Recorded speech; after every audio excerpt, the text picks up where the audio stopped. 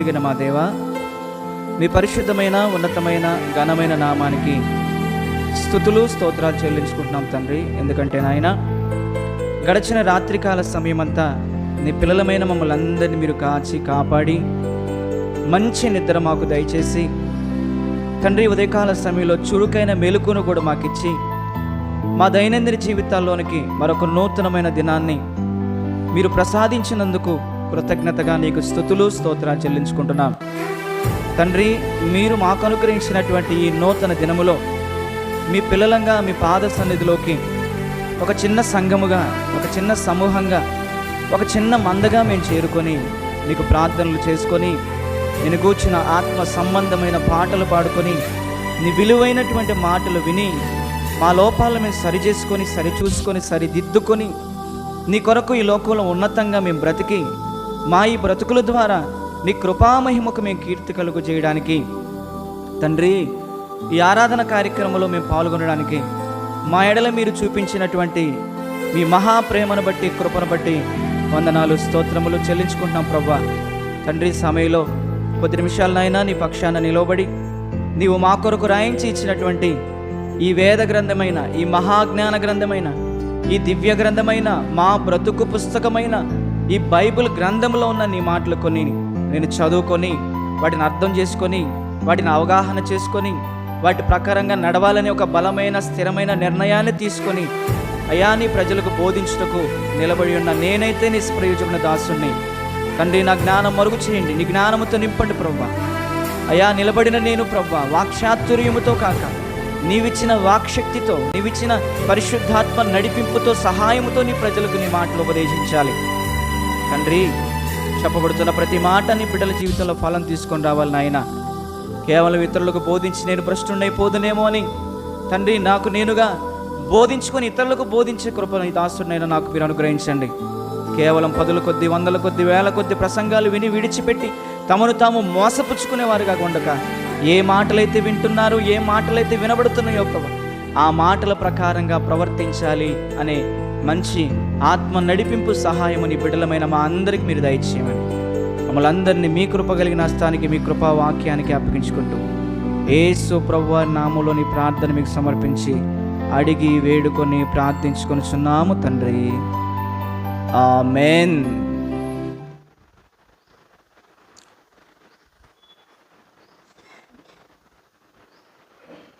దేవుణ్ణి ఆరాధించడానికి సంగముగా కూడి వచ్చిన మీ అందరికీ మరొకసారి మనందరి రక్షకుడైన యేసుక్రీస్తు నామములోనే నా శుభాభివందనాలండి.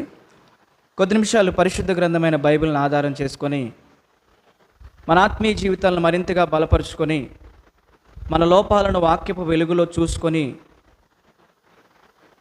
దాని ద్వారా సరిచేసుకొని దేవునికి, పరలోక రాజ్యానికి సమీపస్తులమయ్యే విధంగా మన కుటుంబాలను కట్టుకునే విధంగా దేవుడు రాయించిన మాటలు కొన్ని మనం పరిశీలన చేద్దాం. ప్రభునందు ప్రియమైన దేవుని బిడ్డలారా, గతించినటువంటి కొన్ని వారాల నుంచి ప్రతి పునరుద్ధాన ఆదివారపు ఆరాధనలో కుటుంబాలను నిలబెట్టే ఆత్మీయ సందేశాలను మనం వింటూ వస్తూ ఉన్నాం. ఈ విశాల విశ్వంలో లేదా ఈ ప్రకృతిలో, ఈ సృష్టిలో కుటుంబ వ్యవస్థను దేవుడే ఏర్పాటు చేస్తున్నాడని, ప్రతి కుటుంబ వ్యవస్థ వెనక దేవుని యొక్క ఉద్దేశము, దేవుని యొక్క ప్రణాళిక, దేవుని యొక్క సంకల్పం, దేవుని యొక్క ప్లాన్ ఉందని మనకందరికీ తెలుసు. ప్రతి కుటుంబాన్ని కూడా దేవుడే ఏర్పాటు చేస్తున్నాడు. అయితే దేవుడు ఏర్పాటు చేసినటువంటి ఈ కుటుంబ వ్యవస్థను ఎలాగైనా పాడు చేయాలని సాతానుడు ప్రియులారా, వాడు అహర్నిశలు రాత్రనక పగలనక వాడి పని చేస్తూనే ప్రయాసపడుతూనే ఉన్నాడు. దేవుడు ఏర్పాటు చేసినటువంటి కుటుంబ వ్యవస్థను అనగా భార్యను, భర్తను, దేవుడు వారిని ప్రేమించి ఇచ్చినటువంటి బిడ్డలను ఎలాగైనా సరే ఒక్కటిగా ఉన్నటువంటి వారిని విడగొట్టాలి, విడదీయాలి, విభజించాలి అని, వారి కుటుంబంలో ఏమాత్రం కూడా సంతోషం లేకుండా, సమాధానం లేకుండా, ఆనందం లేకుండా, నెమ్మది లేకుండా, ప్రేమ, అనురాగ, ఆప్యాయతలు లేకుండా, పగలతో, ప్రతీకారాలతో, కక్షలతో, ద్వేషాలతో, కలహాలతో, క్రోధాలతో, మత్సరాలతో, అసూయలతో, పాపముతో ఆ కుటుంబాలను పాడు చేసుకునే విధంగా వాడు ఈరోజు ప్రేరేపిస్తూ ఉన్నాడు. కుటుంబాల్లో ఉన్నటువంటి కొంతమంది బలహీనలను వాడు ప్రేరేపించి, వారు ఎప్పుడైతే సాతానుడికి వారి హృదయాల్లో అవకాశం ఇస్తాడో అప్పుడు వాళ్ళ హృదయాల్లోనికి వచ్చేసి వారిని, వారి వ్యక్తిగతమైన ఆధ్యాత్మికమైన జీవితాన్ని, వారి కుటుంబ జీవితాన్ని పాడు చేయడానికి, వారి కుటుంబాన్ని విచ్ఛిన్నం చేయడానికి, వారి కుటుంబాన్ని ముక్కచెక్కలు చేయడానికి, వారి కుటుంబ వ్యవస్థ పాడై పతనావస్థకు చేరిపోవడానికి, ప్రియులారా ఆ కుటుంబం అంతటి కూడా నరకానికి ఈడ్చుకెళ్ళిపోవడానికి ఈరోజు వాడు చేయనటువంటి ప్రయత్నాలు లేవు, వేయని గాలాలు లేవు, వేయని ఉచ్చులు లేవు, వేయని వలలు లేవు. ఎన్నో ఓపెన్స్ ఈరోజు వాడు ఉపయోగిస్తూ ఉన్నాడు కుటుంబ వ్యవస్థ మీద.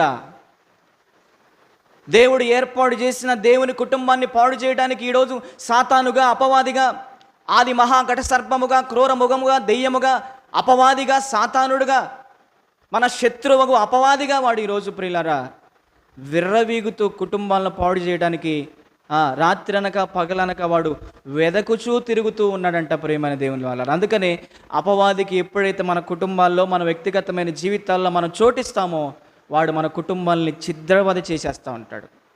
వాడు మన కుటుంబాన్ని దెబ్బ కొడితే ప్రియులారా మన కుటుంబం అంతా కూడా ముక్కలు ముక్కలైపోతూ ఉంటుంది. జాగ్రత్తగా ఉండాలి.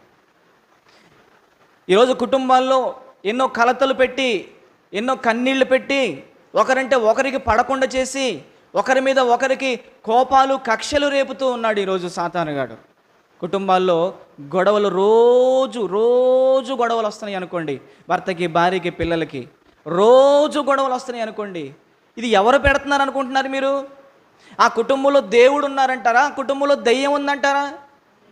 ఆ కుటుంబంలో దేవుడు లేడు, ఆ కుటుంబంలో దెయ్యం ఉంది. కాబట్టి ప్రియులారా దెయ్యానికి ఆ కుటుంబంలో చోటిచ్చారు. కాబట్టి ఈరోజు ఆ కుటుంబంలో మనశ్శాంతి లేకుండా, నెమ్మది లేకుండా, ఆనందం లేకుండా, సమాధానం లేకుండా రోజు గొడవలే భర్త భార్యకి, రోజు గొడవలే పిల్లలకి, తల్లిదండ్రులకి.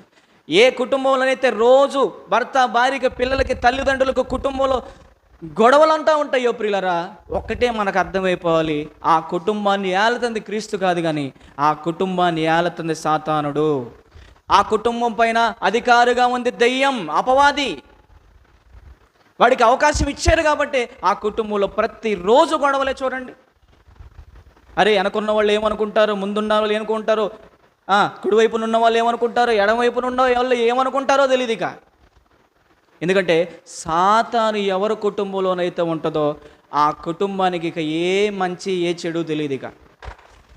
కాబట్టి ప్రియమైన దేవుని వల్లరా దేవుడు ఏర్పాటు చేసినటువంటి ఆ కుటుంబ వ్యవస్థను పాడు చేయడానికి ఈరోజు సాతానుడు ఎన్నో కారణాలు వెతుకుతూ ఉన్నాడు.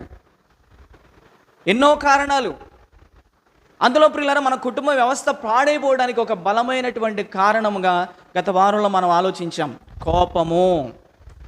కోపమే సకల దారిద్ర్యాలకు కుటుంబంలో కారణమా అని మనం ఆలోచన చేస్తున్నాం. ఏమండి, ఆ కోపము అనేది ప్రియులారా అది ఒక శరీర కార్యమని, కోపము అనేది ఇది ఒక ప్రాచీన స్వభావం అని, కోపము అనేది ఇది దేవుని నీతిని నెరవేర్చినదని, కోపము అనేది ప్రియులారా దేవుని పరిశుద్ధాత్మను దుఃఖపరిచేది అని మనం గత వారంలో చూసాం. ఏమండి, అసలు కోపం ఎవరు పడాలి? చాలా జాగ్రత్తగా వినండి. కోపం ఎవరు పడాలి? ఆత్రపడి కోపపడతా ఉంటాం కదా ఈరోజు. అయిన దానికి, కాని దానికి, ఉన్నదానికి, లేని దానికి చిర్రుబురులాడుతూ ముఖం ఎంత లావునుగా, ముఖం తొకలాడుతూ ఉంటుంది కొంతమందికి. అబ్బో ఆ ముఖాలు చూడలేము అసలుకి. ముఖంలో సంతోషం, ఆనందం ఏం ఉండదు. ఎలా ఉంటుంది? ఉడుకుతుంటే అన్నం పొయ్యి మీద పెడితే అన్నం ఉడుకుతూ ఉంటుంది చూసారా? ఆడవాళ్ళకి మీ అందరికి తెలుసులే. ఉడుకుతూ ఉంటుంది ముఖం. నవ్వుతూ ఉండరు కొంతమందికి. కొంతమంది నవ్వు ఎంత ఆరోగ్యమో మీకు తెలుసా? కొంతమంది ఎక్సర్సైజ్ చేయించేవాళ్ళు ప్రియులారా అచ్చంగా నవ్వడానికే ఒక అరగంట టయాన్ని వెచ్చిస్తారు. మార్నింగ్ లేవగానే నవ్వుతూ ఉంటారు. పార్కుల్లో ముసలోళ్ళు, వృద్ధులు, పెద్దలు అందరూ నవ్వుతూ ఉంటారు. నవ్వడం అనేది అది ఆరోగ్యానికి మంచిది. మరి కోపం అనేది మనలో ఉంటేనంట ఆ కోపము మనకి పక్షవాతం రావడానికి కారణమవుతుందంట. డాక్టర్లు చెప్పినటువంటి మాట ఇది. మనలో తీవ్రమైనటువంటి డిప్రెషన్, తీవ్రమైనటువంటి కోపం, క్రోధం ఎప్పుడైతే మనలో ఉంటుందో ఆ కోపం ఎక్కువైపోయి ప్రియులారా ఆ కోపం వలన తలలో బ్లడ్ క్లాట్ అయిపోయి గడ్డలు గడ్డిపోయి తలలో నుంచి అరికాల వరకు ఉన్న అవయవాలు ఏవైతే ఉన్నాయో అది నోరా, చేతుల కాళ్ళ అవన్నీ కూడా చచ్చిపడిపోతాయి, మంచాన్ని పడిపోతాం, బ్రతికే ఉంటాం కానీ చచ్చిపోయిన వాళ్ళ పడి ఉంటాం. కోపం అనేది అంత భయంకరమైనది అనేది ఈరోజు డాక్టర్లు చెప్తున్నారు. కోపపడుడు కానీ పాపం చేయొద్దు అన్నాడు. సూర్యుడు అస్తమించే వరకు మీలో ఆ కోపాన్ని నిలిచి ఉంటుంది అన్నాడు. ఆ కోపం సూర్యుడు అస్తమించే వరకు నీలో నాలో నిలిచి ఉంటే ఆ కోపం వల్ల మన దేహం అంతా పాడైపోద్ది. ఆ కోపం వల్ల మనకు పక్షవాతం వచ్చే అవకాశం ఉంది. ఆ కోపం వల్ల మన చిన్న మెదడులో ఉన్న నరాలేమి, మన పెద్ద మెదడులో ఉన్న నరాలేమి చిట్లిపోయి పగిలిపోయి చచ్చిపోయే అవకాశం ఉంది. కోపం అంత భయంకరమైనది. అందుకనే కోపపడండి కానీ పాపం చేయబాకండి. సూర్యుడు అస్తమించే వరకు మీలో ఆ కోపం నిలిచి ఉండకూడదు. నిలిచి ఉందనుకోండి, పక్షవాతం రావడమో, బీపీ పెరగడమో, షుగరు పెరగడమో, నరాలు పగిలిపోవటమో జరుగుతుంది. చూడండి, శారీరకంగా ఎంత అనారోగ్యమో, ఆధ్యాత్మికంగా కూడా ఇది మనకు నష్టమే కలుగు చేస్తుంది. కాబట్టి ఈరోజు మన కుటుంబ వ్యవస్థ పాడైపోవడానికి, విచ్ఛిన్నమైపోవడానికి, ముక్కలు చెక్కలైపోవడానికి గల కారణాల్లో ఒక బలమైనటువంటి కారణం ఏంటంటే భర్తలో కోపం, భార్యలో కోపం, పిల్లల్లో కోపం, ఎవరిని కదిలించినా కోపం. ఆ కోపం వల్ల ప్రియులారా ఈరోజు మన కుటుంబాలు ఏమైపోతున్నాయి అంటే పాడైపోతున్నాయి. అసలు ఎవరు కోపడాలని మనం ఆలోచన చేసినట్లయితే ప్రియులారా, శరీర కార్యాలు జరిగించే వారిలో ఉండాలి కోపం. దేవుని నీతిని నెరవేర్చని వారిలో ఉండాలి కోపం. ఏమండి, ఇంకా మనం ఆలోచన చేస్తే దేవుని నీతిని జరిగించిన వారికి ఉండాలి కోపం, ప్రాచీన స్వభావం కలిగిన వారికి ఉండాలి కోపం. అంతే కదా, గత వారంలో చెప్పాను కదా, కోపం అంటే ఏంటి అంటే అది శరీర కార్యము, కోపము అది ప్రాచీన స్వభావము, కోపము దేవుని నీతిని నెరవేర్చనిది, కోపం దేవుని పరిశుద్ధాత్మను దుఃఖపరిచేది. అంటే మరి కోపములు ఎవరిలో ఉండాలి అంటే చెప్పండి, ఇక ఎవరిలో ఉండాలి కోపము? శరీర కార్యాలు జరిగించే వాడిలో కోపం ఉండాలి. ప్రాచీన స్వభావం అంటే పాత రోత జీవితంలో ఉన్నప్పుడు కోపపడ్డారు కదా, ప్రాచీన స్వభావం కలిగిన వాడిలో ఉండాలి కోపం. దేవుని నీతికి విరుద్ధమైనది కోపం, అంటే దేవుని నీతిని జరిగించిన వారిలో ఉండాలి ఈ కోపం. దేవుని పరిశుద్ధాత్మను దుఃఖపరిచేవాడిలో ఈ కోపం ఉండాలి. మరి ఈరోజు మనలో ఈ కోపం ఇంకనూ నిలిచి ఉంటుంది అని అంటే ప్రియులారా, అంటే మనం శరీర కార్యాన్ని ఇంకా జరిగిస్తున్నామని అర్థం. మనం ఇంకా ప్రాచీన స్వభావాన్ని వదులుకోలేదని అర్థం. మనం ఇంకా దేవుని నీతిని నెరవేర్చట్లేనని అర్థం. జాగ్రత్త, నా వైపు చూడండి. వాక్యం చెప్పేటప్పుడు మీ కళ్ళు నా వైపే చూడాలి, నేను చెప్పే మాటల వైపే మీ చెవులు ఉండాలి. దేవునికి స్తోత్రం చెల్లిద్దాం ఒకసారి గట్టిగా. దేవునికి స్తోత్రం కలుగును గాక. గట్టిగా చెప్పాలి, దేవునికి స్తోత్రం కలుగును గాక. దేవుని పరిశుద్ధాత్మను దుఃఖపరిచి ఏడిపించే వారిలో ఉండాలి ఈ కోపం. మరి ఈరోజు మనలో ఆ కోపం ఉంటుందంటే మనకు అర్థమైపోవాలి, ఇక నేను ఇంకా శరీర కార్యాన్ని నెరవేరుస్తున్నానేమో, నేను ఇంకా ప్రాచీన స్వభావాన్ని కలిగి ఉన్నానేమో, నేను ఇంకా దేవుని నీతిని నెరవేర్చని వాడిగా ఉన్నానేమో, నేను దేవుని పరిశుద్ధాత్మను దుఃఖపరిచేవాడిగా ఉన్నానేమో. అందుకే నాలో ఈ కోపం, నాలో ఈ క్రోధం, నాలో ఈ ఆగ్రహం, నాలో ఈ ఆవేశం, నాలో ఈ రౌద్రం అనేది మనకు అర్థం కావాలి. కాబట్టి నా ప్రియమైన దేవుని పిల్లలారా, మరి కోపాన్ని ఎలాగ మనం తగ్గించవచ్చు? ఎదుటి వారిలో ఉన్నటువంటి కోపాన్ని లేదా ఆగ్రహాన్ని లేదా రౌద్రాన్ని మనం ఎలా తగ్గించవచ్చు? ఒకసారి మీ చేతిలో ఉన్న పరిశుద్ధ గ్రంథమైన బైబిల్ తెరచి త్వరగా చూడండి. చాలా విలువైన మంచి లోతైన సంగతులు ఈరోజు మీకు నేర్పిస్తాను. చూడండి, జ్ఞాని అయిన సొలొమోను గారు రచించిన సామెతల గ్రంథం 15వ అధ్యాయం 1వ వచనం. దయచేసి మీరు తీసుకొచ్చినటువంటి పరిశుద్ధ గ్రంథం అందరూ తెరవండి. నేను చెప్పే మాట అది బైబిల్లో అలాగే ఉన్నదా లేదా అనేది మీరు చూడండి. నా సొంత మాటలు ఏవి నేను మీతో పంచుకొని కానీ బైబిల్లో ఉన్న విషయాలు మీకు ఎత్తి చూపుతూ వాటిని ఎక్స్ప్లెయిన్ చేస్తూ మీకు అర్థం చేయిస్తా. చూడండి, 15వ అధ్యాయం 1వ వచనం. మృదువైన మాట. ఏ మాటమ్మా ఇది? మృదువైన మాట క్రోధమును చల్లార్చును. ఈ మాట మీరు అందరూ అండర్లైన్ చేసుకోవాలి. ఇప్పటి వరకు ఎవరైనా సరే ఈ సామెతల గ్రంథంలో 15వ అధ్యాయంలో 1వ వచనంలో ఉన్న ఈ మాట మీరు చదవకపోయినట్లయితే, పెదాలతో మీరు కళ్ళతో చూడకపోయినట్లయితే, ఇప్పుడు చూస్తూ చదువుతూ ఉన్నారు కదా, పెన్నుతో ఒకసారి అండర్లైన్ చేసుకోండి. ఏమంటున్నాడంటే ఇక్కడ జ్ఞాని అయిన సొలొమోను మహారాజు మృదువైన మాట క్రోధమును చల్లారుస్తుందంట. ప్రియమైన దేవుని వల్ల ఒకసారి దేవుని స్తోత్రం చెల్లిద్దాం గట్టిగా. దేవునికి స్తోత్రం కలుగును గాక. నీ భర్త ఒకవేళ క్రోధము కలిగి ఉన్నాడేమో, ఆగ్రహం కలిగి ఉన్నాడేమో, ఆవేశంతో ఉన్నాడేమో, కోపముతో మండిపోతూ చిటపటలాడిపోతున్నాడేమో. ఒకవేళ నీ భార్య క్రోధముతో, కోపముతో, రౌద్రముతో ఉందేమో. అయితే వారిలో ఉన్నటువంటి క్రోధాన్ని కూడా చల్లార్చడానికి ఒక ట్యాబ్లెట్ ఇస్తున్నాడు ఇక్కడ సొలొమోను గారు. ఒక మందిస్తున్నాడు సొలొమోనుకి. ఇక్కడ ఏంటయ్యని మనం ఆలోచన చేసి అక్కడేమన్నాడు, మృదువైన మాట క్రోధమును చల్లారుస్తుందంట. ప్రియమైన దేవుని వాళ్ళారా, బా ఎంత మంచి మాట అండి. ఎవరికైనా కోపం వచ్చిందంటే వారికి వేయవలసినటువంటి ట్యాబ్లెట్ ఇది, వారికి వేయవలసినటువంటి మందిది.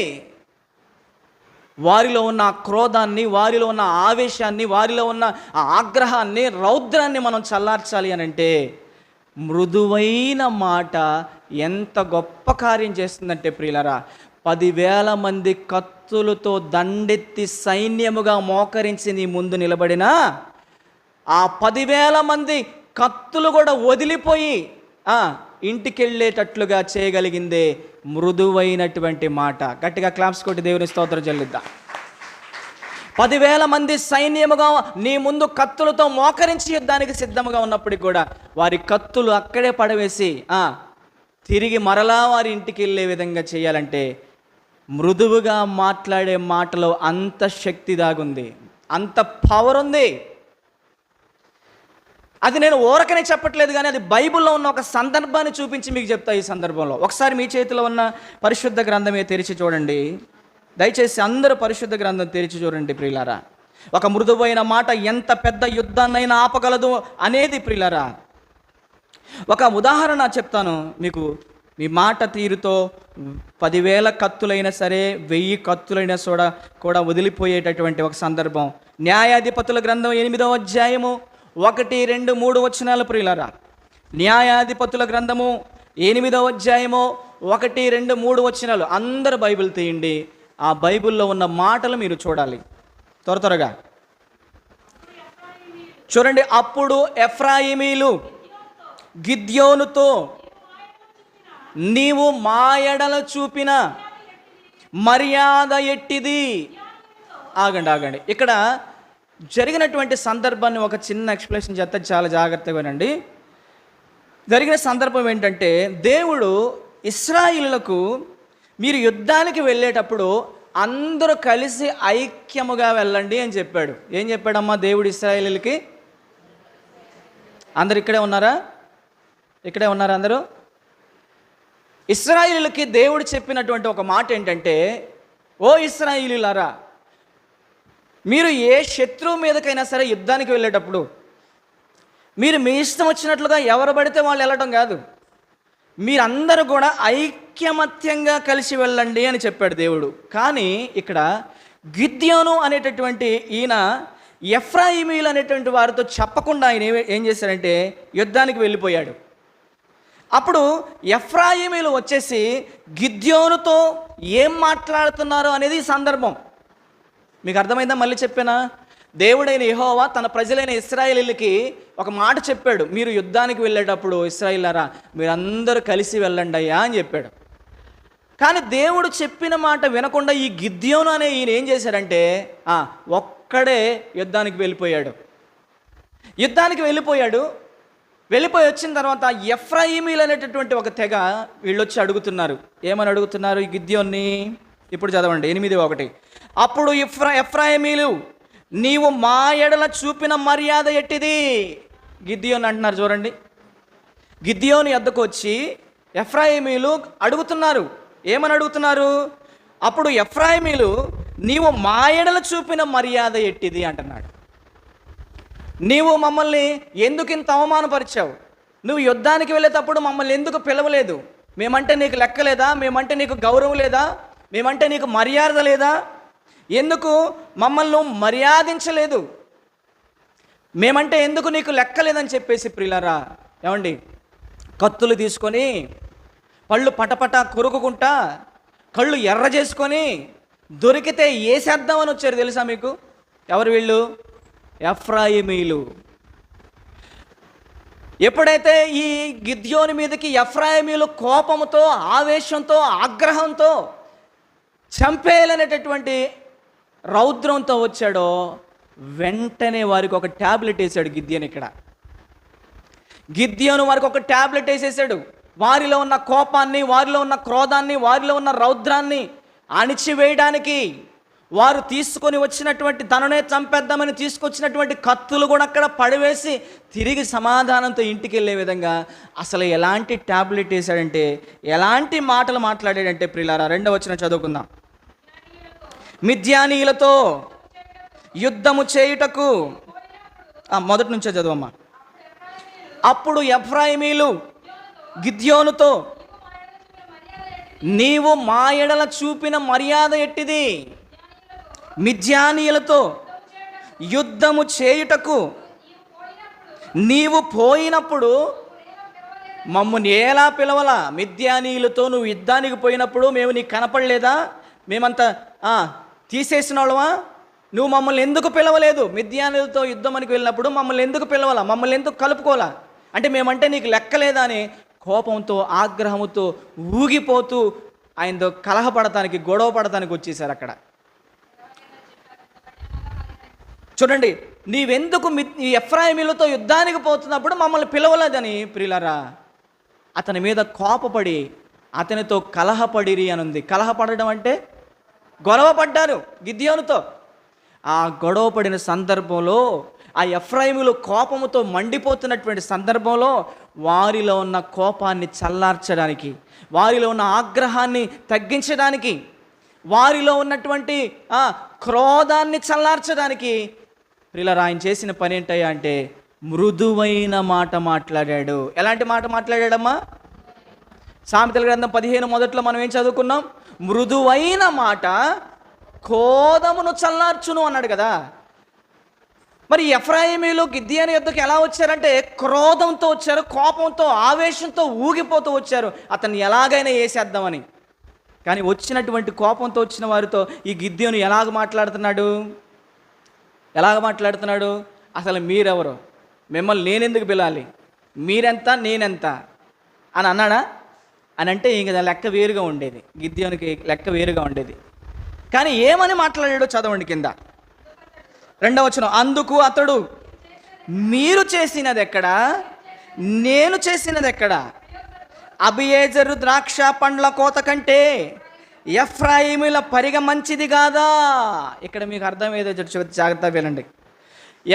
ఇక్కడ అంటున్నాడు, అబియేజరు ద్రాక్ష పండ్ల కోత కంటే ఎఫ్రాయిముల పరిగ మంచిది కాదా అన్నాడు. అంటే అయ్యా మీ పరిగే మా కోత కంటే గొప్పది, మీ పరిగే మా కోత కంటే గొప్పది. అంటే మీరెక్కడా, మేమెక్కడయ్యా?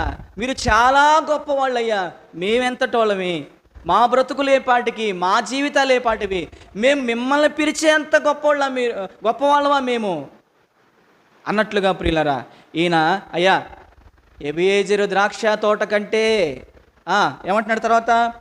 ఎఫ్రాయిముల పరిగ మంచిది కాదా? అంటే ఎఫ్రాయిముల పరిగే గొప్పదయ్యా, మా ద్రాక్ష తోటదేముందయ్యా, మేమేముందయ్యా, అసలు మేమెంతటోళ్ళమయ్యా మీ ముందు అన్నట్లుగా తనను తాను తగ్గించుకొని కోపంతో, ఆవేశంతో వేసేద్దామని వచ్చినటువంటి ఆ ఎఫ్రాయిమీలు కత్తులు కూడా అక్కడ పడేసి వెళ్ళిపోయే విధంగా ఎంత మృదువుగా మాట్లాడాడో. ఇక్కడ వాళ్ళు ఏం చేశాడంటే కోపంతో వచ్చినటువంటి ఆ ఎఫ్రాయిమీలని ఏం చేశాడంటే ప్రియులారా చక్కగా పొగిడాడు వాళ్ళని, చక్కగా వాళ్ళని గొప్ప చేశాడు. అయ్యా మీరెంతయ్యా, మేమే పోటాలమయ్యా, మీరు గొప్పోళ్ళు కదయ్యా, మీరు ఎలాంటి వాళ్ళు ద్రాక్ష తోటలు ఉంటాయా, మేము పరిగలాంటి వాళ్ళమయ్యా.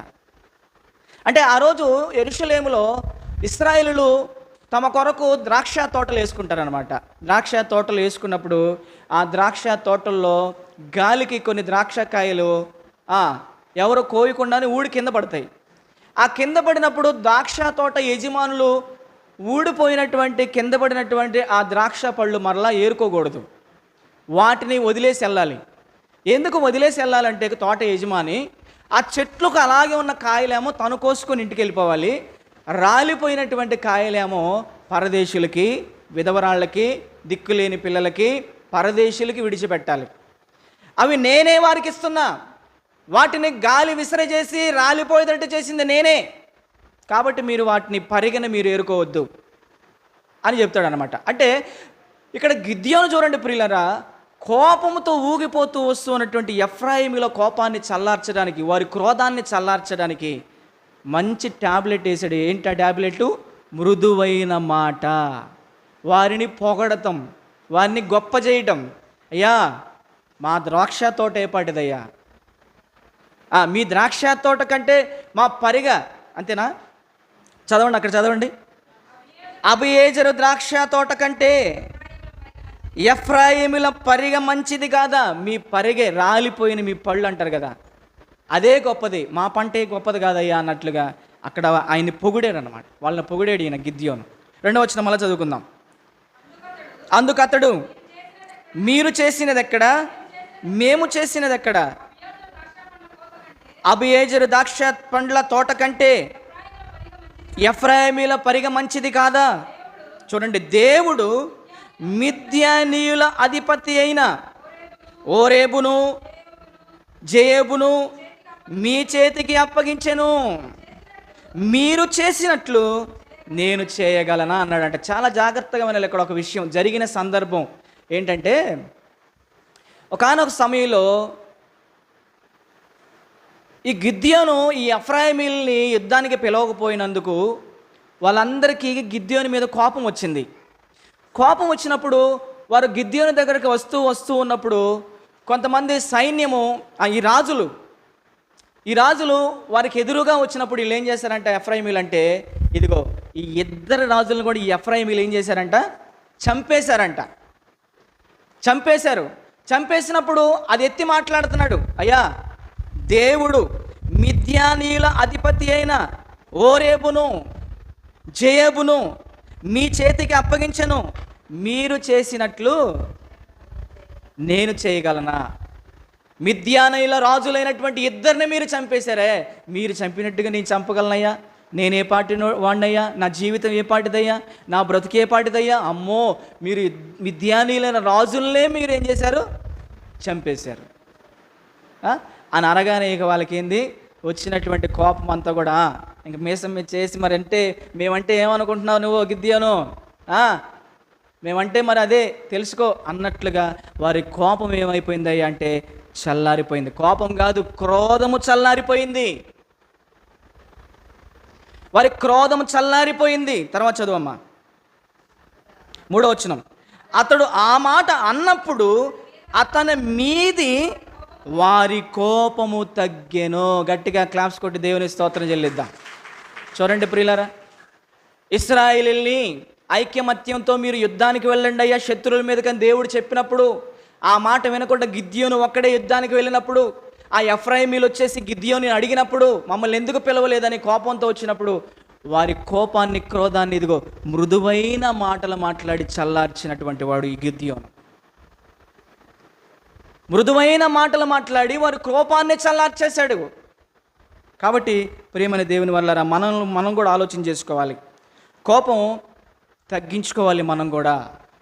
ఈ గిద్యోను ఎలాగైతే ప్రియులారా ఎదుట వచ్చినటువంటి వారి యొక్క కోపాన్ని మృదువుగా మాట్లాడి ఎలాగైతే తగ్గించాడో, భర్తని మీద కోపడ్డాడు అనుకోండి, భర్త ఏలేవాడు, కష్టపడి పనిచేసి నిన్ను కుటుంబాన్ని పోషించేవాడు, ఎన్ని బాధలున్నా ఎన్ని శరీర బలహీనతలున్నా ఎన్ని నిద్రలేని రాత్రులు గడిపినా కడుపు నిండినా నిండకపోయినా సరే కష్టపడి పనిచేస్తూ భారాన్ని భరించేవాడు భర్త ఒక మాట అన్నాడు అనుకోండి, తగ్గించుకుంటే ఏమైంది, నా భర్త నన్ను ఒక మాట అంటే పోయేదేముంది అనుకోవాలి.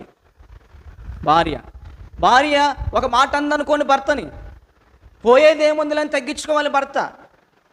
అలా మనం ఎప్పుడైతే మనం తగ్గించుకుంటామో ప్రియులారా, ఇంకొక విషయం చెప్పాలంటే భర్త వీరావేశంతో విర్రవీగిపోతూ ఉన్నాడు అనుకో, కోపంతో ఉన్నాడు అనుకోండి, అప్పుడు ఆ కోపాన్ని చల్లార్చడానికి ఒక మాట అనొచ్చు. ఏమనొచ్చు చెప్పండి, ఏమనొచ్చు? ఏమండి మీరు కోపంలో కూడా చాలా అందంగా ఉన్నారండి అయిపోతాడు అంతే. ఇక మీరు కోపంలో కూడా చాలా అందంగా ఉన్నారు.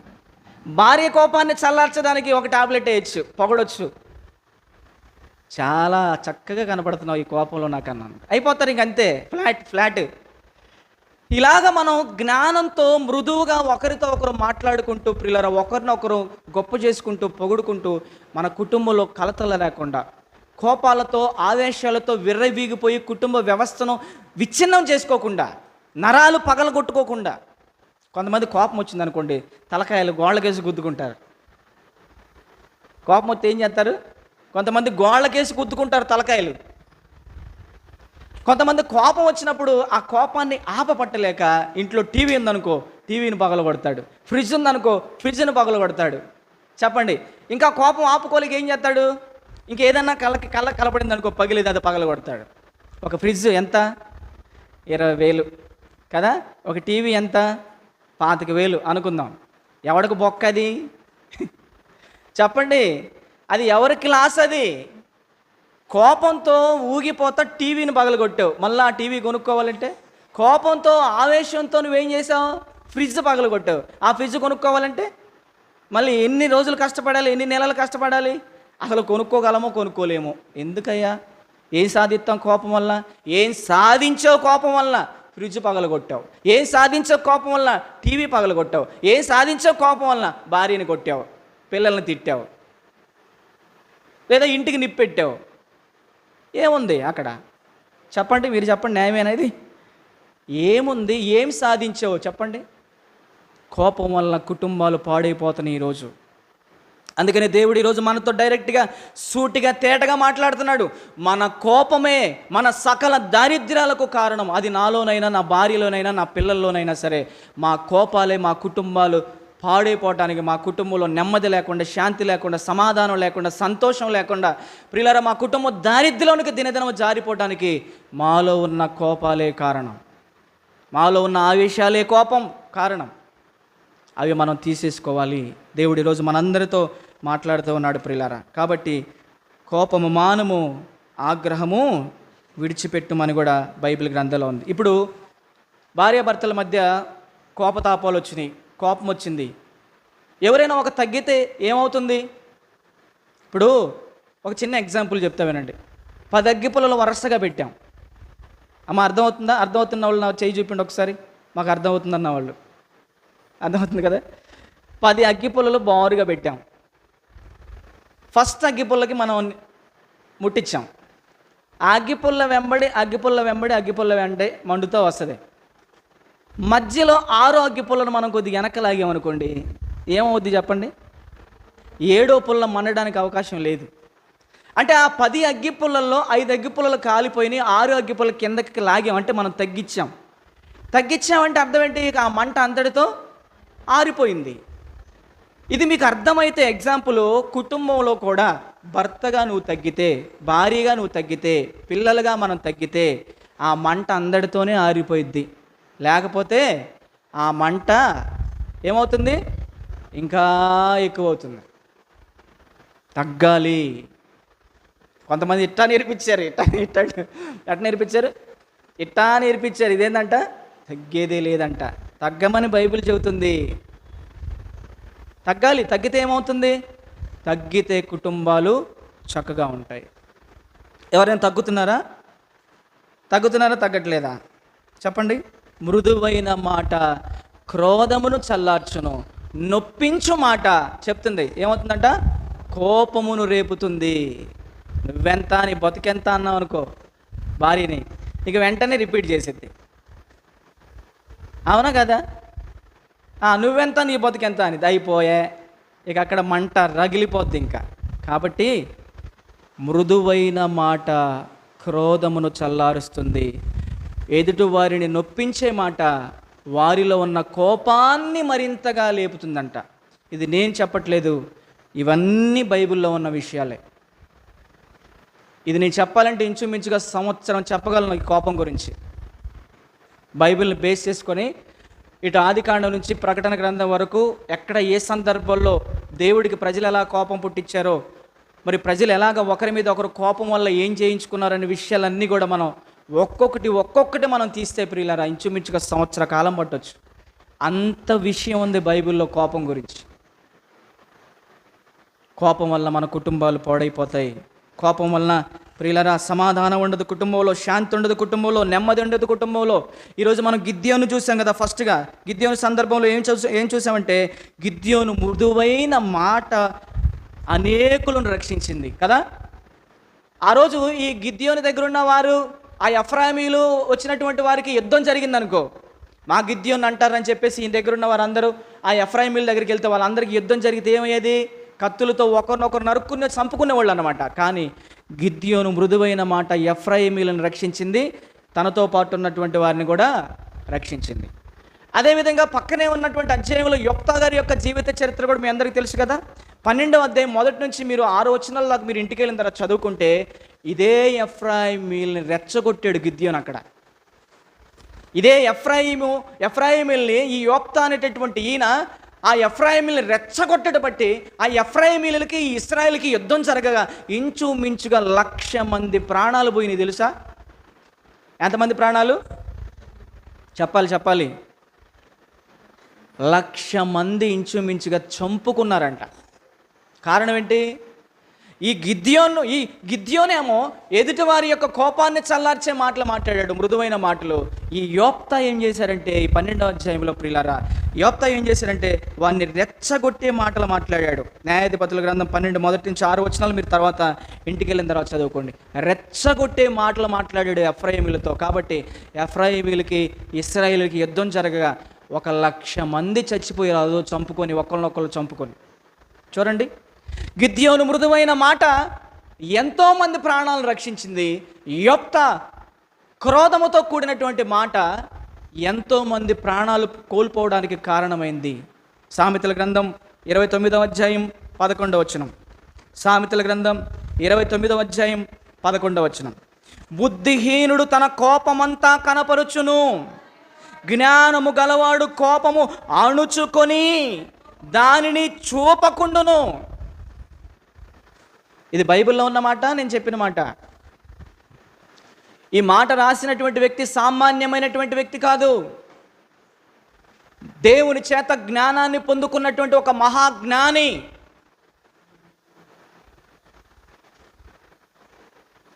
ఈరోజు యెరూషలేము వెళ్తున్నారు ప్రజలు. దేనికి వెళ్తున్నారయ్య అంటే, యెరూషలేమును చూడడానికి, ఆయా ప్రాంతాలు క్రీస్తు నడిచినటువంటి, క్రీస్తు సువార్త ప్రకటన చేసిన ప్రాంతాలు చూడడానికి వెళ్తున్నారు. రాత్రి చెప్పే మాట. ఆ రోజుల్లో ప్రియులారా యెరూషలేము ఎందుకు వెళ్ళేవాళ్ళంటే ప్రజలు తెలుసా, యెరూషలేము పరిసర ప్రాంతాల్లో ఒక మహాజ్ఞాని నివసిస్తున్నాడు. ఆయన యొక్క జ్ఞానం చూడాలని, ఆయన యొక్క జ్ఞానాన్ని వినాలని భూపతులందరూ వచ్చి ఆయన ఎదుటి నుంచిన వాళ్ళంట, క్యూ కట్టేవాళ్ళంట. షేబా దేశం నుంచి ఒక రాణి ఎంతో బంగారం, వెండి, వజ్ర వైడూర్యాలతో వంటలేసుకొని సుగంధ ద్రవ్యాలతో వచ్చింది రాజుగారి జ్ఞానాన్ని దర్శించడానికి. సొలొమోను గారు అంత జ్ఞానవంతుడు. ఆ జ్ఞానవంతుడు చెబుతున్నటువంటి మాట ఇది ఏంటంట, బుద్ధిహీనుడు తన కోపమంతా కనపరుస్తాడు. బుద్ధిహీనుడైన వాడు తన కోపాన్నంతటిని ఎదుటి వారికి కనపరుస్తాడు. అదే జ్ఞానము గలవాడు అనుకోండి, కోపమును అణుచుకుని ఎవరికి చూపడంట. బాబ్బా, ఎంత మంచి మాటలండి. ఈ మాటలు చెబుతుంటే నా హృదయంలో కత్తులతో పొడిచినట్టుగా ఉంది. ఒకప్పుడు నాలో ఎంత కోపం ఉండేదో, ఎంత ఆవేశం ఉండేదో ప్రియులారా. ఆ కోపాన్ని, ఆ ఆవేశాన్ని వాక్యం చదువుతూ, వాక్యాన్ని వింటూ, వాక్యాన్ని బోధిస్తూ ఉన్నప్పుడు ప్రియులారా, నిజంగా నేనేనా అనిపిస్తుంది ఒక్కొక్కసారి. నన్ను నేను చూసుకుంటే నేనేనా అనిపిస్తుంది ఒక్కొక్కసారి. నేను మీకు అందరికి ఒకటే చెప్తున్నా, నాలో ఉన్నటువంటి ఇంకా కోపం వేళ్ళతో సహా దేవుడు పెళ్ళగించాలని మీరు అందరూ ప్రార్థన చేయండి. దేవునికి స్తోత్రం కలుగునుగాక. నాలో కోపం పెట్టుకొని, ఆవేశం పెట్టుకొని నేను సేవ చేయడానికి అర్హుడు కాదు. భూమి మీద మిక్కిలి సాత్వికులుగా ఉన్నవారే దేవుని యొక్క సేవ చేయడానికి అర్హులు. అలాగని కోపపడొద్దని కాదు. దుష్కోపము, సత్కోపం అని ఉంటుంది. అంటే మంచి కోపం ఉంటుంది, మంచి చేసే కోపం ఉంటుంది, చెడు చేసే, కీడు చేసే కోపం ఉంటుంది. మంచి చేయడానికి కోపపడితే అది తప్పు కాదు, చెడు చేయడానికి కోపపడితే అది తప్పు. అర్థమవుతుంది కదమ్మా. బుద్ధిహీనుడు తన కోపమంతా కనపరుచును, జ్ఞానము గలవాడు కోపము అణుచుకొని దానిని చూపకయుండును. ప్రియులారా, మీకు అర్థం అవడానికి ఒక సందర్భం చెప్తాను. తన కోపాన్ని అణుచుకునేవాడిని బైబిల్ జ్ఞానవంతుడు అంది, తన కోపాన్ని కనపరిచేవాడిని బుద్ధిహీనుడు అంది. ఎవరైతే తన కోపాన్ని ఎదుటివారికి కనపరుస్తాడో వాడు బుద్ధిహీనుడు. ఎవడైతే తనలో ఎంత కోపం ఉన్నా, ఎంత క్రోధం ఉన్నా, ఎంత ఆగ్రహం ఉన్నా సరే దానిని అణుచుకునేవాడు బుద్ధిమంతుడు, జ్ఞానవంతుడు అని బైబిల్ చెబుతుంది. ఏమండి, కొంతమంది అంటూ ఉంటారు కదా, చాలా కోపం నాకు. ఏమంటారు? నా కోపం నీకు తెలియదు. నా కోపం గురించి వెళ్ళి పల్లెలు అడుగు ఒకసారి. నేను ఎలాంటి వాడినో, నా కోపం వస్తే ఏం జరిగిద్దో. నేను చాలా కోపిష్టిని బ్రదర్ సిస్టర్ అంటూ ఉంటారు. ఏమండి, చాలా జాగ్రత్తగా వినండి. నీకు కోపం వస్తే అది బైబిల్ సమర్థించదు. ఏం సమర్థించదు? అది బైబిల్ సమర్థించదు. నువ్వు చెప్పుకో, అది బైబిల్ సమర్థించేది కాదు. జరిగిన సంఘటన ప్రియులారా, ఎవరో ఒక కూరగాయలు అమ్ముకుని ఆయన కింద పోతున్నాడు. కూరగాయలు అంట. వీడియో ఉంది, మీకు చూపించడానికి టైం లేదు. కూరగాయలు అమ్ముకుంటూ పోతున్నాడు. ఒక ఆయన డబుల్ స్టేర్ బిల్డింగ్లో ఈయనకి ఏం వాదం జరిగిందో తెలియదు. కొంతమంది ముసలోళ్ళు ఏం చేస్తారంటే పైనుంచి దిగలేక పై స్టేర్లో నుంచి ఒక డబ్బాకి వైరు కట్టి కిందకేస్తే దాంట్లో డబ్బులు ఇస్తే ఆ కూరగాయలు కావచ్చు, పాల ప్యాకెట్లు కానీ దీంట్లో వేస్తే అవి పైకి లాక్కుంటూ ఉంటారు. నీకు తెలుసో తెలీదో. అలానే కింద కూరగాయల బండి ఆయన పోతూ ఉంటే పైన డబుల్ స్టేర్ బిల్డింగ్లో ముసలాయన ఉన్నాడు. వీళ్ళిద్దరికి ఏం వాగ్వాదం జరిగిందో తెలియదు, కానీ ఆ కూరగాయల బండి నడిపే ఆ క్రిందున్న వ్యక్తి మీద కోపం వచ్చి పెద్ద ఆయన లోపలికి వెళ్ళి పరిగెత్తుకుంటా ఒక పూలకుండి తీసుకొచ్చి ఆయన మీద వేయాలని లగెత్తుకుంటూ వచ్చాడు. ఈ లోపల ఏమైంది? కాలు స్లిప్ అయింది. ఆ పూల కుండీతో పాటు ఆయన కూడా కిందకు వచ్చి దబామని పడ్డాడు. పడ్డంతగా నేల కరుచుకున్నాడు. నేను మీకు కల్పించి చెప్పాను అనుకుంటున్నారా? నాకు కల్పించి చెప్పడం అసలు నాకు ఎందుకో రాదు, కానీ ఏదన్నా ఒకటి చూస్తే మాత్రం అది నేను తప్పనిసరిగా దాన్ని మైండ్లో పెట్టుకుంటా. ఇది వీడియో వచ్చింది సోషల్ మీడియాలో. చూడండి, ఆ వ్యక్తిలో ఉన్నటువంటి కోపము ఆ క్రిందున్న వ్యక్తి మీద ఆ పూలకుండి వేయడానికి ఎప్పుడైతే ప్రయత్నం చేశాడో, ఏం చేశాడు? కాలు స్లిప్ అయింది. డ్రిల్స్ ఉన్నాయి, ఇలాగా డ్రిల్స్ ఇంత దాకా ఉన్నాయి డ్రిల్స్. కాలు జారింది. ఆ డ్రిల్స్ మీద నుంచి పూలకుండి ముందు, ఆ పూలకుండి తర్వాత ఈయన కింద పడ్డాడు. అంతే, కప్పలాగా నేలను కరుచుకున్నాడు అనమాట. ఏమండి, కప్పలా కరుచుకున్నాడు. అంటే చూడండి, కోపం వచ్చినటువంటి వ్యక్తి ఏం మాట్లాడుతున్నాడో, ఏం చేస్తున్నాడో, ఎలా ప్రవర్తిస్తున్నాడో తనకి అర్థం కాదు. ఆ అర్థం కాని పరిస్థితుల్లో తననైనా చంపుకుంటాడు, అవసరమైతే ఎదుటి వాళ్ళనైనా సరే చంపేస్తాడు. అంత భయంకరమనేది ఈ కోపం అనేది. చాలా జాగ్రత్తగా ఉండాలి. ఏమండి, నేను మీకేమి మిమ్మల్ని రెచ్చగొట్టడానికో మీలో ఉన్న కోపాన్ని ఇంకా పెంచడానికో చెప్పట్లా. దేవుని పిల్లలమైన మనలో కోపం ఉండకూడదు అని చెప్తున్నా. ఆ కోపం ఉంటే మన కుటుంబాలు పాడైపోతాయి. ఒకవేళ ఉందనుకోండి ఎవరిలోనైనా సరే, దినదినము దాన్ని ఏం చేసుకోవాలి? భర్త మీద కోపం వచ్చింది వెంటనే ఏం చేయాలా? ఇంట్లోకి వెళ్ళిపోయి తలుపేసుకొని మోకలించి, దేవా దేవా దేవా నీ పాదాలు పట్టుకుంటున్నానయ్యా, నా భర్త మీద ఈరోజు నాకు కోపం ఎక్కువైపోతుందయ్యా, నా కుటుంబంలో సమస్యలు వచ్చేటట్టుంది, నా కుటుంబం పాడైపోయేటట్టుంది, ఈ గొడవ ఎడిపోతుందో నాకు తెలియదు దేవా అని చెప్పేసి ఇంట్లోకి వెళ్ళి నువ్వేం చేయమని చెప్పిందంటే బైబిల్ ప్రార్థన చేయమని చెప్పింది. నీ భార్య మీద కోపం వచ్చింది, ఇంట్లోకి వెళ్ళిపోయి ప్రార్థన చేయమని బైబిల్ చెప్పింది. కోపం ఎవరిలో వచ్చినా సరే ఆ కోపాన్ని బట్టి ఏం చేయమని బైబిల్ చెప్పిందంటే ప్రార్థన చేయమని చెప్పింది. మార్టిన్ లూథర్ అనే ఒక మహానుభావుడు ఉన్నాడు. ఈరోజు లూథర్ సంఘాలన్నీ కూడా నిర్మించబడడానికి ఆయనే ప్రధాన కారణం. ఆయన ద్వారా లూథర్ దేవాలయాలన్నీ కూడా నిర్మించబడ్డాయి. ఆయన చెప్పినటువంటి మాట ఏంటో తెలుసా? మార్టిన్ లూథర్ గారు ఎప్పుడైనా సరే నాకు కోపం వచ్చినప్పుడు నేను దేవుని మాటలు ఎలా రాయాలో దాని మీద నా బలాన్ని ప్రయోగిస్తా, నా కోపాన్ని ప్రయోగిస్తా. నేను దేవుడి సన్నిధిలో మోకరించి ఎలా ప్రార్థన చేయాలో నా కోపాన్ని, నా బలాన్ని దాని మీద ఉపయోగిస్తా. నేను దేవుని యొక్క గాస్పల్ సువార్తని ఎలాగ ప్రకటించాలో అనేకులకి నా బలాన్ని, నా కోపాన్ని దాని యోగి నేను వినియోగిస్తా. నాకు కోపం వచ్చినప్పుడు నేను ఇల్లు ఏం చేస్తానంటున్నాడు? చెప్పండి, ప్రార్థన చేస్తాను అంటున్నాడు ఆయన. మార్టిన్ లూథర్ గారు అనే ఒక పెద్ద దైవజనుడు, లూథరన్ సంఘాల స్థాపకుడు ఆయన. కోపం వచ్చి ఏం చేస్తారంటే కోపం వచ్చినప్పుడు నేను నా గదిలోనికి వెళ్ళి నేను నా కోపాన్ని అంతా కూడా తగ్గించుకోవడానికి నేను ప్రార్థన చేస్తాను అన్నాడు ఆయన. ఇది ఎక్కడి నుంచి తీసుకున్నాడు తెలుసా? ఆయన బైబిల్ గ్రంథంలోంచి తీసుకున్నాడు.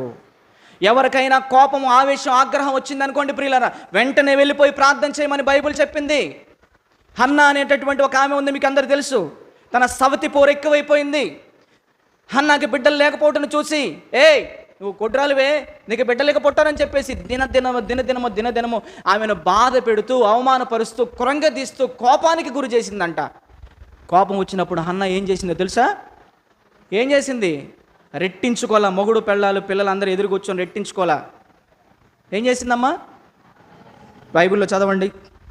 న్యాయాధిపతుల గ్రంథము, క్షమించండి, సమూయేలు మొదటి గ్రంథం 1వ అధ్యాయం 6వ వచనం త్వరగా చదవాలి, ముగించేస్తాయి. ఇంకా ఎవరికైనా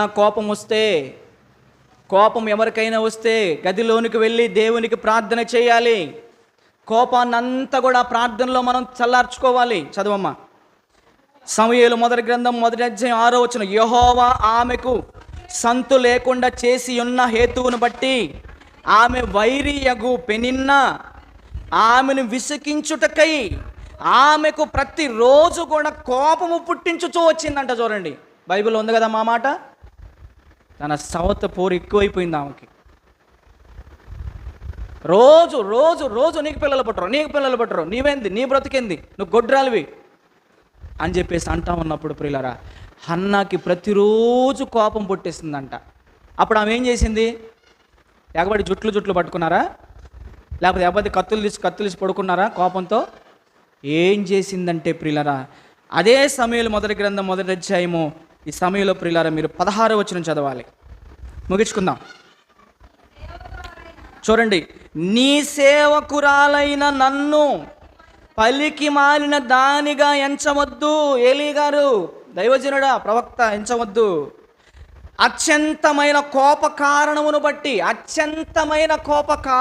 బట్టి బహుగా నిట్టూర్పులు విడుచుచు నాలో నేను దీన్ని చెప్పుకొనుచున్నాను. నేను ఎంత కోపం అంటే ఏమికి హన్నాకి? అత్యంత కోప కారణాన్ని బట్టి. నా తోడుకోడలు నాకు పిల్లలు లేకపోవడం చూసి నన్ను గొడ్రాలివి అంటే ప్రతిరోజు నాకు కోపం ఎక్కువైపోయి ఆ కోప కారణమును బట్టి, అత్యంతమైన కోప కారణమును బట్టి బహుగా నిట్టూర్పులు విడుచుతుందంట. దేవాలయంలోనికి వెళ్ళి ఎక్కడికి వెళ్ళింది? ఎవరికైనా కోపము రాగానే వెంటనే ఇంట్లోకి వెళ్తావో, దేవాలయంలోకి వెళ్తావో, వెళ్ళిపోయి మోకరించి ఇదిగో ఈ హన్నాలాగా ప్రార్థన చేయాలి. భర్త మీద విరుసుకుపడటం కాదు, భార్య మీద విరుచుకుపడటం, పిల్లల మీద విరుచుకుపడటం కాదు. కొంతమంది ఉంటారు తల్లిదండ్రులు, వారి మీద కోపాన్ని వారు చూపించుకోలేక పిల్లల్ని కొడతారండి. పిల్లల్ని భయంకరంగా కొడతారు. టీవీలో, ఫేస్బుక్లో మీరు చూడట్లా, ఒకడు రెక్క పట్టుకొని పిల్లోడిని ఎట్లా కొడుతున్నాడు. మొన్న ఈ మధ్యలో ఒకడు పిల్లోడిని సిమెంట్ రోడ్డుకి వేసి కొట్టి చంపేశాడు. చిన్న పిల్లోడినండి, సిమెంట్ రోజుకి బాది కట్టేశాడు లైవ్లో. ఎవరో తీశారు వీడియో, అది ఫేస్బుక్లోకి వచ్చింది. మన మీద ఉన్నటువంటి కోపాలు, నా మీద ఉన్న కోపం నీ మీద ఉన్న కోపం నేను చూసుకుని సరిపోద్దాము. కానీ అది పిల్లల మీద చూపిస్తే లెక్క పెడతాడు దేవుడు. కొట్టిన ప్రతి దెబ్బ, మాట్లాడిన ప్రతి మాట కూడా ప్రియులారా గుర్తుపెట్టుకోండి. చివరి మాటలు, క్రీస్తు న్యాయపీఠం ఎదుట మన అందరం ఉంచోవాలి. ఎవరు మాట్లాడిన మాటలు, ఎవరు చేసిన పనులన్నీ కూడా ఆ రోజు ఏం చెప్పాలి? దేవునికి లెక్క అప్పు చెప్పవలసి ఉన్నది. నన్ను వదిలిపెట్టాడు, మిమ్మల్ని వదిలిపెట్టాడు, ప్రపంచంలో చక్రవర్తి అన్నవాడిని కూడా వదిలిపెట్టాడు, ప్రధాన అన్నవాడిని కూడా వదిలిపెట్టాడు దేవుడు. ప్రతి ఒక్కరూ వారి వరుసలో నిలబడాలి. అవి మంచివైనా సరే, చెడ్డవైనా సరే, వాటి గురించి దేవుడికి లెక్క చెప్పాలి. లెక్క పెడుతున్నాడన్ని, నా పనులు లెక్క పెడుతున్నాడు, నీ పనులు లెక్క పెడుతున్నాడు. ఈరోజు ఏదో వీరావేశంతో ఊగిపోతున్నా నా భర్త మీద, వీరావేశంతో ఊగిపోతున్నా నా భార్య మీద అనుకుంటున్నారేమో. రేపొద్దున దేవుడికి మనం అందరం ఏం చెప్పాలి? జాగ్రత్తగా ఉండండి, లెక్క చెప్పాలి. మనం అందరం లెక్క చెప్పాలి. కాబట్టి ప్రియమైన దేవుని బిడ్డలారా, అంటే కోపం వచ్చినప్పుడల్లా, కోపం ప్రియులారా మొత్తాన్ని మనం అణుచుకునే వారిలాగా ఉండాలి. ఈ మార్టిన్ లూథర్ గారు అదే చేశాడు. కోపం వచ్చినప్పుడు గదిలోనికి వెళ్ళి ప్రార్థన చేసి ఆ కోపాన్ని అణుచుకున్నాడు. కాబట్టి ఈరోజు ఆయన జ్ఞానవంతుడిగా కనబడుతున్నాడు. బుద్ధిహీనుడైతే కోపం రాగానే ఎదుటి వారి మీదకి వెళ్ళిపోయాడు, కత్తులో, కర్రలో, కట్టారాలు తీసుకొని పోయి. అందుకని సామెతల గ్రంథంలో 29:11 బుద్ధిహీనుడు తన కోపమును కనపరుస్తాడు, జ్ఞానము గలవాడు కోపమును అణుచుకుంటాడు, చూపడు ఎవడికి దానిని.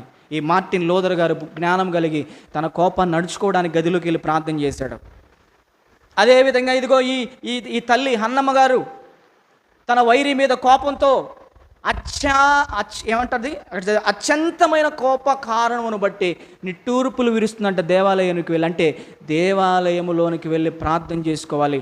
ఎవరి మీదైతే నీ కోపం ఉందో, ఎవరి మీదైతే వీరావేశంతో విర్రవీగిపోతూ ఉన్నావో, దేవుని సన్నిధికి వెళ్ళి ఏం చేసుకోవాలి? ప్రభువా, వారి మీద నాకు కోపం ఎక్కువైపోతుందయ్యా, కోపం మానుము, ఆగ్రహం ఈడు అన్నావు కదా నాయన, కోపము నీ నీతిని నెరవేర్చుతున్నావు కదా నాయన, కోపము శరీర కార్యం అన్నావు కదా నాయన, కోపము ప్రాచీన స్వభావం అన్నావు కదా నాయన, కోపము పరిశుద్ధిని దుఃఖపరిచేదన్నావు కదా నాయన, ఆ కోపం నాలో ఎక్కువైపోతుందయ్యా, దయచేసి ఆ కోపాన్ని తీర్చివేయని ప్రార్థన చేసుకుంటామా? ఆ ఇల్లు తిరిగి వాళ్ళకు ఫోన్ చేసి వీళ్ళకి ఫోన్ చేసి లేనిపోయిన మాటలన్నీ చెప్పి. ఈరోజు మనుషులు ఎలా ఉన్నారంటే ప్రియులారా, ఇప్పుడు కోర్టులో కూడా ఒక వ్యక్తి తప్పు చేశాడు అంటే ఇద్దరు లాయర్లు వచ్చేసి వాదిస్తారు. ప్రతివాదనలు జరుగుతాయి కదా, ఒక ఖైదీ మధ్య వాద ప్రతివాదనలు జరుగుతాయి. జడ్జి గారు అన్నీ వింటాడు, ఇద్దరు వాదనలు వింటాడు. ఒక పక్షాన్ని ఏకపక్షం వహించాడు ఆయన, ఇద్దరు వాదనలు వింటాడు. విని అది ఎవరు న్యాయం చేశారో, ఎవరు అన్యాయం చేశారో అప్పుడు తీర్పు తీరుస్తాడు. ఈరోజు సంఘంలో పరిస్థితి ఎలా ఉంది చెప్పనా? నేనంటే నచ్చపోయింది అనుకోండి, నా గురించి ఎవరికైనా మీకు చెప్పారనుకోండి, డైరెక్ట్గా కానీ ఫోన్ల ద్వారా కానీ చెప్పారనుకోండి, ఇక నన్ను తప్పడమే, ఇక నాతో పలకుండా మొఖాలు ఇంతలో పెట్టుకొని పక్కకు తిప్పుకోవడమే. అసలు ఈ వ్యక్తి అనేవాడా అననోడా, వీళ్ళు చెప్పిన మాట వాస్తవమా అవాస్తవమా, వీళ్ళు ఎందుకు నాకు వచ్చి చెప్తున్నారు వాళ్ళ మీద ఆలోచించే, అర్థం చేసుకునే ఆలోచన లేదు ఈ రోజు వీళ్ళకి. అది తప్పు. ఏకపక్షం వహించకూడదు, అటు పక్కన వాళ్ళు కూడా పిలవాలి. ఈ వ్యక్తి నీ గురించి ఇలా చెప్పింది, మరి ఇది కరెక్టా కాదని అడగాలి. అప్పుడు నువ్వు న్యాయమైన తీర్పు తీర్చాలి. వెలిచూపును బట్టి తీర్పు తీర్చకూడదు. నీకు ఇష్టమైంది కాబట్టి నువ్వేం చెప్పినా వింటావు, నేనంటే నీకు ఇష్టం లేదు కాబట్టి నేనేం చెప్పినా నీకు అర్థం కాదు. అది తప్పు, నీవు దేవుడికి లెక్క చెప్పుకోవాలి. ఇక ముగిచ్చేస్తున్నాను. ఇంకా అది తప్పు అంటున్నా, అది దేవుడికి నువ్వు లెక్క చెప్పుకోవాలి. ఓకేనా? కాబట్టి ప్రియులారా, కోపం వచ్చిందనుకోండి, ఆ కోపాన్ని ఏం చేసుకోవాలి? భర్తగా, భార్యగా, పిల్లలుగా మనం అందరం అణుచుకోవాలి. కోప చిత్తునితో సహవాసం కూడా చేయొద్దు అన్నాడు బైబిల్ గ్రంథంలో. కోప చిత్తునితో సహవాసం చేయకూడదు. సామెతలు 22:24 కోప చిత్తునితో సహవాసము చేయకము, క్రోధము గలవారితో పరిచయం కూడా పెంచుకోవద్దన్నాడు. ఎందుకు సహవాసం చేయొద్దు, ఎందుకు పరిచయం చేసుకోవద్దన్నాడు అంటే, వాడు కోపం వస్తే ఏం చేస్తాడో వాడికే తెలియదు. ప్రియులారా, ఒక చిన్న వీడియో, బైబిల్ అన్ని మూసేయండి, ఒక చిన్న వీడియో చూసే యూట్యూబ్లో. అదేంటంటే, బైబిల్ నోట్స్లన్నీ మూసేయండి. కోపపు చిత్తునితో సహవాసం చేయొద్దు అన్నాడు, వారితో అసలు పరిచయమే పెంచుకోవద్దు అన్నాడు. ఎందుకంటే దేవుడు చాలా ప్రమాదంలో పడిపోతారా మీరు వాళ్ళతో సహవాసం చేస్తే, పరిచయం పెంచుకుంటున్నాడు. ఒకడు మంచి కారు, పెద్ద కారు, అది ఆ కారు పేరేంటో నాకు గుర్తునట్లేదు కానీ బాగా వైట్గా మంచి కారు, అది పెద్ద కారు. వచ్చాడు, గేటు ముందు ఆపాడు, హారన్లు కొడుతున్నాడు. ఇనప గేటు, ఎంత హారన్లు కొట్టినా సరే ఎవరు గేటు తీయట్లేదు. కొడతానే ఉన్నాడు. కిందకు వచ్చి అరిచినా కూడా గేట్ ఎవరు తీయట్లేదు. కోపం వచ్చింది, కోపం కట్టలు తెంచుకుంది. కారులోకి ఎక్కి కూర్చున్నాడు, ఇంజన్ సెల్ఫ్ కొట్టాడు, రేజెత్తున్నాడు. ఈ లోపల ఆయనకు పుట్టినటువంటి ఒక చిన్న పిల్ల పరిగెత్తుకుంటా గేటు దగ్గరకు వచ్చింది. వాళ్ళ నాన్నగారు వచ్చాడు, హారన్ కొడుతున్నాడు, నేను గేటు తీయాలని ఒక చిన్న పిల్ల పరిగెత్తుకుంటా వచ్చింది గేటు దగ్గరికి. ఆ పిల్ల గేటు తీయబోతుంది. వెంటనే నేను వచ్చినా కూడా, హారన్ కొడుతున్నా కూడా, ఇంత సమయమైనా కూడా ఎవ్వరూ గేటు తీయట్లేదని వాడు ఏం చేశాడంటే, కోపంతో కన్న తండ్రి ఆ చిన్న బిడ్డ తలుపు తీయడానికి వచ్చిన ఆ చిన్న బిడ్డని అమాంతంగా 100 స్పీడ్లో ప్రియులారా ఎక్సలేటర్ తొక్కి అంతే గుద్దేశాడు గేట్ని. అంతే గుద్దేయగానే ఆ గేట్లతో పాటుగా పిల్ల వెళ్ళిపోయి అమాంతంగా అల్లంత దూరం పడింది. ఆ పిల్లని తొక్కించుకుంటా ముందుకు వెళ్ళిపోయాడు. మళ్ళీ ఆ పిల్లని చూసాడో చూడలేదు కానీ మళ్ళీ ఆ స్టంట్ రివర్స్ చేశాడు. మళ్ళీ ఆ పిల్ల మీద కారు ఎక్కింది. ఇది కల్పించి చెప్తున్నాను అనుకుంటున్నారా? సోషల్ మీడియాలో వచ్చినటువంటి వీడియోని ఆధారం చేసుకుని మీకు చెప్తున్నా. చూడండి ఎంత కోపమో చూడండి. ఈ కోపం వల్ల ఏం జరిగింది? కన్న బిడ్డ ప్రాణం పోయిందండి. కన్న బిడ్డ ప్రాణాన్ని తానే తీసేసుకున్నాడు ఈ కోపం వల్ల. ఎంత దారుణాలు జరుగుతున్నాయి కోపాల వల్ల తెలుసా మీకు? వద్దు. ఒక పాము తలలో ఉన్న విషం ఎలాగైతే విరిగిపోతుందో మనలో ఉన్న కోపాన్ని కూడా దేవుడు విరిచివేయునుగాక. విరిచేయాలి కోపాన్ని దేవుడు, లేకపోతే ఆ కోపం వల్ల మన కుటుంబాలు పాడైపోతాయి, మన కుటుంబ వ్యవస్థ దెబ్బతింటుంది. తిమోతికి రాసిన మొదటి పత్రిక, మీరెవరు తీయద్దు, చదవద్దు. తిమోతికి రాసిన మొదటి పత్రిక 2:8 ఒక మాట రాయబడింది. కావున ప్రతి స్థలమందును పురుషులు కోపమును సంశయమును లేనివారై పవిత్రమైన చేతులెత్తి ప్రార్థన చేయవలని పురుషులకు చెప్తున్నాడు ఇక్కడ. పురుషులు ఏం చేయాలి? కోపంతో వీరావేశంతో ఊగిపోవటం కాదు. ఏం చేయాలి? కోపము సంశయము లేనివారై ప్రతి స్థలములో ఏం చేయాలంట? ప్రార్థన చేయాలి పవిత్రమైన చేతులెత్తి. మరి స్త్రీలు కూడా ప్రార్థన చేయాలి చేతులెత్తి. ఎవరికైనా కోపం వచ్చిందనుకోండి, వెంటనే ఏం చేయాలి? ఆ కోపాన్ని చూపించడం కాదు, ఆ కోపాన్ని అణుచుకోవాలి. దేవుడు అట్టి కృప మనందరికీ అనుగ్రహించునుగాక. ప్రార్థన చేసుకుందాం. తలలు వంచండి, కళ్ళు మూసుకోండి. మహాపరిశుద్ధుడా, ప్రేమ నమ్మకం కలిగిన మా తండ్రి, ఎంత గొప్ప దేవుడు అయ్యా, ఎంత మంచి తండ్రి నాయన. ఒక తండ్రి తన పిల్లలను ప్రేమించి ఎంత మంచి మాటలు చెబుతాడో, అంతకంటే విలువైనటువంటి అద్భుతమైనటువంటి శ్రేష్టమైనటువంటి సంగతులు మా ఆత్మలకు కన్న తండ్రిగా ఈరోజు మాకు వినిపిస్తున్నారు ప్రభువా. మీరు మాకిచ్చినటువంటి ఈ అద్భుతమైన మాటలను బట్టి నీకు స్తుతులు స్తోత్రములు మేము చెల్లించుకుంటున్నాం. నిజమే తండ్రి. అయ్యా, నీ పిల్లలమైన మా కుటుంబాల్లో సాతానుడు ప్రవేశించి మాలో లేనిపోయినటువంటి కోపాలు, క్రోధాలు, ఆగ్రహం, ఆవేశాలకు మమ్మల్ని గురిచేసి ఆ కోపాల వలన, ఆ క్రోధాల వలన తండ్రి భర్తకు భార్య, భార్యకు భర్త, పిల్లకు తల్లి, తల్లికి పిల్లలు కాకుండా ఆ కోపాలలో, ఆవేశాలలో కుటుంబాలను పాడు చేసుకునే విధంగా సాతానుడు ఈరోజు మా కుటుంబాలను పాడు చేస్తున్నాడు ప్రభువా. నిజమేనా ఆయన? అయ్యా, మొదటిగా నన్ను నేను నీ సన్నిధిలో అయ్యా ముంగోపునని ముక్కోపునని నేను ఒప్పుకుంటున్నాను ప్రభువా. దయచేసి నాలో ఉన్న కోపాన్ని, ఆగ్రహాన్ని, ఆవేశాన్ని మీరు తీసివేయండి ప్రభువా. ఇంకా ఏదైనా సరే అయ్యా, వేళ్ళు పాతుకుపోయి ఉందేమో కోపం నాలో, ఆ కోపాన్ని నువ్వు తీసివేయమని సభాముఖంగా నేను వేడుకుంటున్నాను ప్రభువా. నాకు అప్పగించిన సంఘం అంతటిని కూడా ప్రభువా మంచి మార్గంలో నడిపించాలని, నీ విలువైన అద్భుతమైన శ్రేష్టమైన సంగతులు ప్రభువా నేను తెలుసుకొని, నేను నేర్చుకొని, నిజమని రూఢిగా నమ్మి నీ ప్రజలకి ఈరోజు నీ మాటలు తెలియజేస్తున్నాను ప్రభువా. ఇదిగో కోపమే సకల మా దరిద్రాలకు మా కుటుంబాల్లో కారణమని ఈరోజు మేము నీ మాటలు వింటూ వస్తూ ఉన్నాం ప్రభువా. ఇదిగో నాయన, కోపపడుడు కానీ పాపము చేయొద్దని మీరు సెలవిచ్చారు నాయన. సూర్యుడు అస్తమించే వరకు మీలో ఆ కోపము నిలిచి ఉండకూడదని మీరు వాక్యంలో సెలవిచ్చారు తండ్రి. కోపము మానుము, ఆగ్రహమును విడిచిపెట్టుము అని కూడా మీరు సెలవిస్తున్నారు ప్రభువా. అయ్యా, కోపాన్ని మానేవారంగా, ఆగ్రహాన్ని విడిచిపెట్టేవారంగా మీరు మమ్మల్ని ఈరోజు మీరు సిద్ధపరచమని కూడా మేము ప్రార్థన చేస్తున్నాం. కోపం అది ఒక పాపమని ఈరోజు మేము తెలుసుకోగలుగుతున్నాం ప్రభువా. అయ్యా, కోపం వల్ల చరిత్రలో ఎన్ని నష్టాలలోనికి, ఎన్ని కష్టాలలోనికి, ఎన్ని కుటుంబ సమస్యలలోనికి వెళ్ళిపోయారో, ఎంతమంది తమ ప్రాణాలను సైతము కోల్పోయారో చరిత్రలో బైబిల్ గ్రంథంలో మేము చూస్తున్నాం ప్రభువా. మాలో ఉన్న ఈ కోపాలు, ఈ ఆవేశాలు ప్రభువా అయ్యా మా కుటుంబాలు పాడైపోవడానికి, విచ్ఛిన్నం అవడానికి, మా సంఘాలు పాడైపోవడానికి కారణాలు అవుతున్నాయి. కనుక ఈ కోపాల తాపాలను మేము తీసివేసుకునే కృప మాకు దయచేయండి. ఈ శరీర కార్యం నుంచి మమ్మల్ని విడిపించండి అయ్యా. ఈ ప్రాచీన స్వభావం నుంచి మమ్మల్ని విడిపించండి నాయన. నీ నీతిని నెరవేర్చని ఈ కోపం నుంచి మమ్మల్ని విడిపించండి అయ్యా. నిన్ను దుఃఖపెట్టి, నిన్ను ఆవేదనకు గురి చేసి, నీ కంట కన్నీరు రప్పించే ఈ కోపము అలా వద్దు ప్రభువా. మేమందరం కూడా మృదువైనటువంటి మాటలు మాట్లాడుతూ అయ్యా, ఎదుటి వారిలో ఉన్న క్రోధాన్ని కూడా మేము చల్లార్చే విధంగా అయ్యా, ప్రేమతో కూడిన మాటలు, రుచి కలిగిన మాటలు, ఉప్పు కృపాసహితమైనటువంటి మాటలే, మంచి మాటలు మేము మాట్లాడాలి. అలాంటి కృప మా అందరికీ మీరు దయచేయమని చెప్పబడిన ఈ మాటలన్నీ కూడా ప్రభువా మా అందరి హృదయాల్లో అవి మొక్కలై చెట్లై తగిన కాలమందు ఫలమిచ్చే అయ్యా విత్తనాలు వలె 30 దంతులుగా, 60 దంతులుగా, 100 దంతులుగా ఫలించి ఫలాలు కాసే కృప కూడా మాకు దయచేయమని క్రీస్తేశ్వర నామములోని ప్రార్థన మీకు సమర్పించి అడిగి వేడుకొని ప్రార్థించుకొనుచున్నాము తండ్రి. ఆమేన్. అందరూ లేచి నిలబడదాం.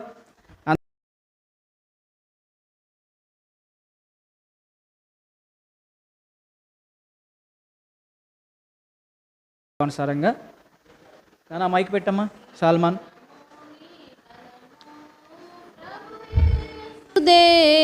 నీ దశమా